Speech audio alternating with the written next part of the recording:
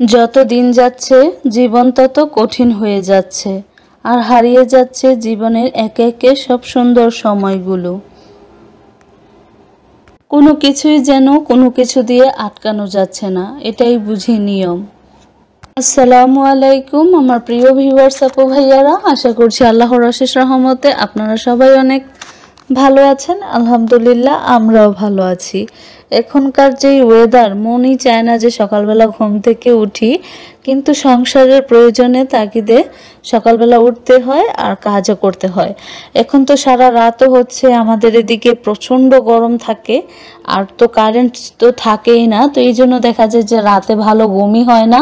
সকালের দিকে হয়তো বা দরজা জানালা খুলে একটু শুয়ে থাকতে ঘুমাতে ভালো লাগে, কিন্তু সকালবেলা কিন্তু আর বিছানায় শুয়ে থাকা যায় না, কারণ সংসারের কাজ করতে হয়, উঠে পড়তে হয়।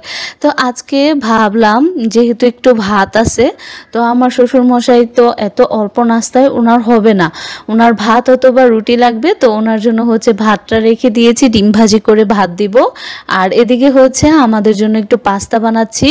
বেশ কয়েক মাস আগে হচ্ছে পাস্তাগুলো এনে রেখেছি, কিন্তু আর হচ্ছে বানানো হয়নি। তো এই তো আমি হচ্ছে ডিম ঝুরা করে নিয়েছি, তারপর মুরগির মাংস, টমেটো, আলু, গাজর এগুলো দিয়ে হচ্ছে একটা মানে স্পাইসি একটা পাস্তা রান্না করেছি। অনেক সময় হচ্ছে এইভাবেই আমি রান্না করি, এইভাবে রান্না করলে অনেক বেশি মজা হয়। সয়া সস, টমেটো সস দিয়ে বানালে হচ্ছে খেতে অনেক বেশি মজা হয়। তো অনেক দিন ধরে পাস্তাগুলো ঘরে এনে রেখে দিয়েছি, তো বানানো হচ্ছিলই না।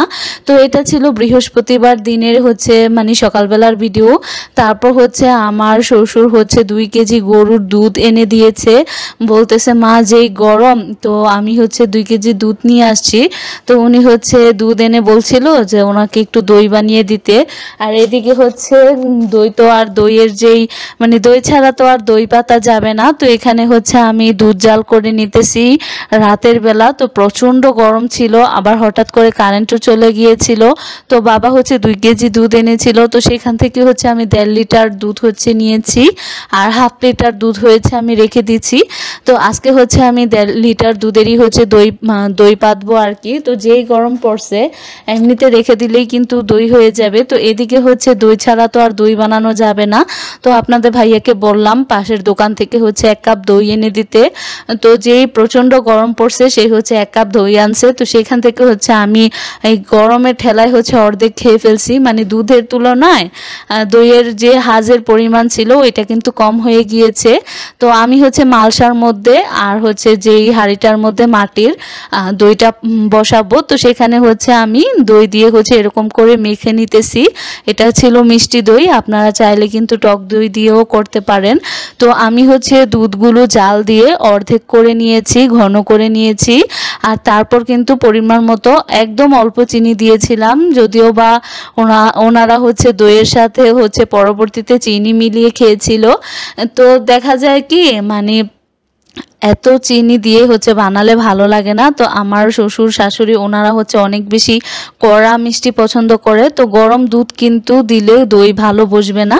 তো আমি হচ্ছে দুধটাকে ফ্যান ছেড়ে হচ্ছে ঠান্ডা করে নিয়েছি। আবার একদমই ঠান্ডা করে ফেলা যাবে না, তাহলেও কিন্তু দই হচ্ছে জমবে না ভালো করে। মানে এটা একটু কুসুম গরমের চাইতেও একটু বেশি গরম থাকবে আর কি। তো আমি হচ্ছে 2টা হাঁড়িতে হচ্ছে দুধটা ঢেলে নিয়েছি।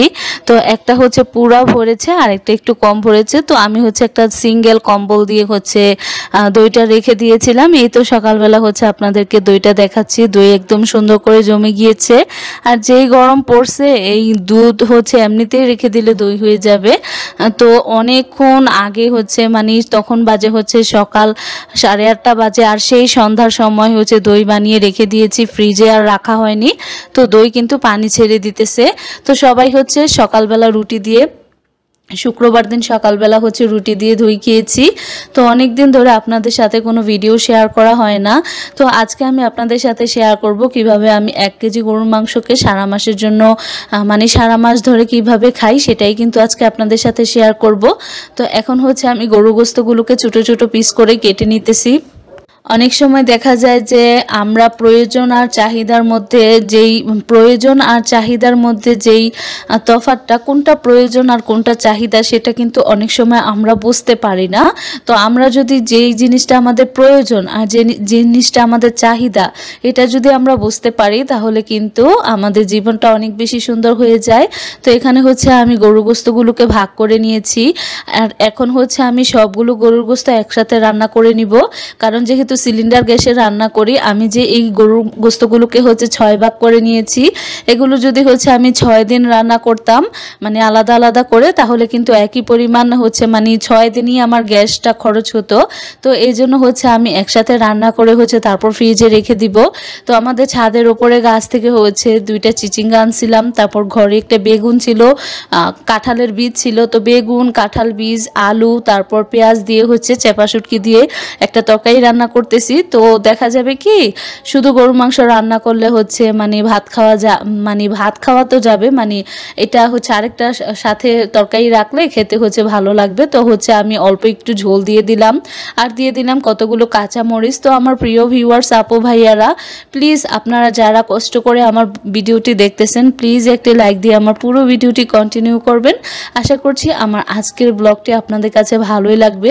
তো নিম্ন মধ্যবিত্ত পরিবারের সংসারের বউ হলে অনেক কিছুই কিন্তু চিন্তা ভাবনা করে করতে হয়, আর প্রত্যেকটা পদক্ষেপেই হচ্ছে অনেক চিন্তা ভাবনা করে তারপর প্রতিটা পদক্ষেপ নিতে হয়। তো আমি প্রথমে হচ্ছে তেজপাতা, এলাচ, লবঙ্গ, দারুচিনি এগুলো একটু শুকনা খোলায় ভেজে নিয়ে তারপর হচ্ছে ব্লেন্ডারে গুঁড়ো করে নিব। আর এখন হচ্ছে আমি ব্লেন্ডারে হচ্ছে গুঁড়ো করে নিয়েছি, আর এখন হচ্ছে আমি গরু গোস্তের তরকারিটা বসিয়ে দিতেছি। তো আমি কিন্তু গরু গোস্তে অতিরিক্ত তেল দিই না, অনেকে দেয়। তো তেল দিয়ে দিলাম, তারপর পেঁয়াজটা হালকা ভেজে নিয়েছি, তারপর হচ্ছে আদা রসুন বাটা দিয়ে হচ্ছে ভালো করে ভাজা করে নিয়েছি যাতে আদা রসুনের কোনো কাঁচা স্মেল না থাকে। তারপর হচ্ছে ধনিয়ার গুঁড়া, জিরার গুঁড়া, হলুদের গুঁড়া, মরিচের গুঁড়া, লবণ এগুলো দিয়ে হচ্ছে গরু গোস্তগুলোকে মানে হচ্ছে একটু পানি দিয়ে দিছি যাতে মশলাটা পুড়ে না যায়। আর এখন হচ্ছে আমি গরুর গোস্তগুলো দিয়ে দিচ্ছি।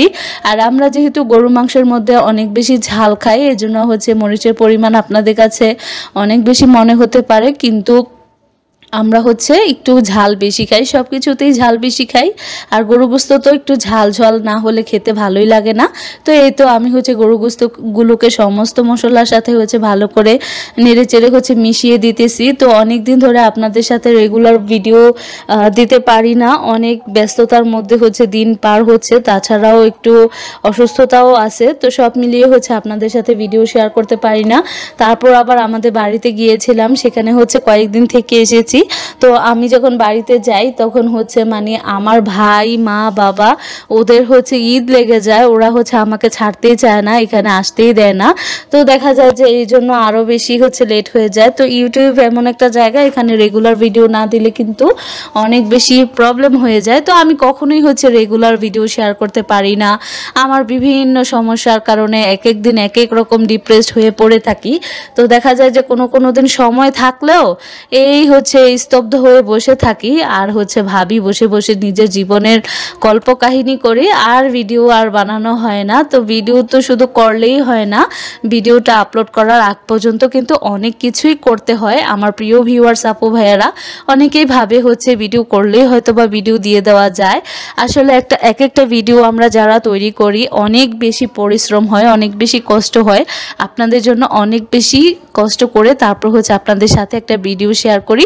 এই তো এখন হচ্ছে আমি গরু গোস্তর মধ্যে ওই যে মশলাটা প্রথমে বানিয়ে নিয়েছিলাম সেটা হচ্ছে আমি উপর দিয়ে ছড়িয়ে দিয়ে দিলাম, তারপর হচ্ছে একটু ঢেকে রেখেছিলাম। এই তো তারপর গরু গোস্তটা হয়ে গিয়েছে, তারপর চিচিঙ্গার তরকারি দিয়ে খেলাম। আর তারপর হচ্ছে ছোট হাঁড়িতে গরু গোস্তগুলোকে বেড়ে নিয়েছি, আর বাকি গোস্তগুলোকে হচ্ছে ঠান্ডা করে তারপর হচ্ছে ফ্রিজে রেখে দিব ছোট ছোট বক্সে ভরে। এতে করে হচ্ছে আমার গ্যাসও বাঁচলো, আর মাসে যে প্রত্যেকটা শুক্রবার থাকে সেই প্রতিটা জুম্বাবারে শুক্রবারে হচ্ছে আমি গোস্তগুলো নামিয়ে রান্না করব। অনেক মানে শুক্রবার দিন দেখা যায় যে অন্যান্য দিনের চাইতে একটু ভালো খাবার খাওয়া হয়, একটু ভালো মন্দ খাবার খাওয়া হয়।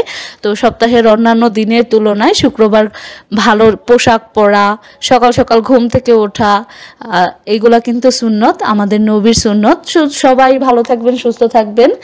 আশা করছি আজকের ব্লগটি আপনাদের কাছে ভালো লেগেছে। আর যদি আজকের ব্লগটি আপনাদের কাছে ভালো লাগে তাহলে আমার চ্যানেলটি সাবস্ক্রাইব করে পাশে থাকা বেল আইকনটি বাজিয়ে দিতে পারেন, আর শেয়ার করতে পারেন আপনাদের ফ্রেন্ডস এন্ড ফ্যামিলির সাথে।